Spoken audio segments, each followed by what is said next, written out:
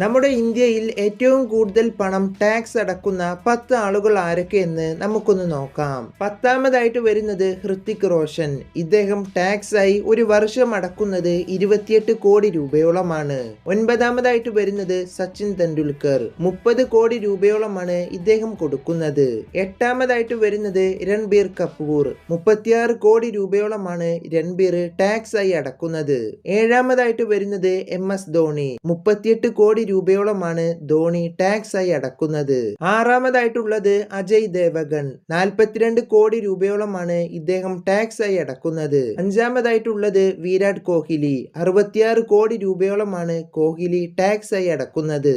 4ാമത്തെ സ്ഥാനത്തുള്ളത് സൽമാൻ ഖാൻ. 75 കോടി രൂപയോളമാണ് സൽമാൻ ഖാൻ ടാക്സ് ആയി അടക്കുന്നത്. 3ാമതായിട്ട് വരുന്നത് നമ്മുടെ വിജയ് ആണ്.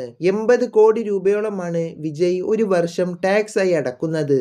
2ാമത്തെ സ്ഥാനത്തുള്ളത് കിങ് ഖാൻ അഥവാ ഷാറൂഖ് ഖാൻ ആണ്. 92 കോടി രൂപയോളമാണ് ഷാറൂഖ് ഖാൻ ടാക്സ് ആയി അടക്കുന്നത്. 1ാമതായിട്ട് നമ്മുടെ ഇന്ത്യയിൽ ഏറ്റവും കൂടുതൽ പണം ടാക്സ് ആയി അടക്കുന്നത് അമിതാഭ് ബച്ചൻ ആണ്. 120 കോടി രൂപയോളമാണ് ബച്ചൻ ടാക്സ് ആയി ഒരു വർഷം മാത്രം അടക്കുന്നത്. അപ്പോൾ അടുത്തൊരു ഇൻട്രസ്റ്റിംഗ് ആയിട്ടുള്ള വീഡിയോ ആയിട്ട് കാണാം.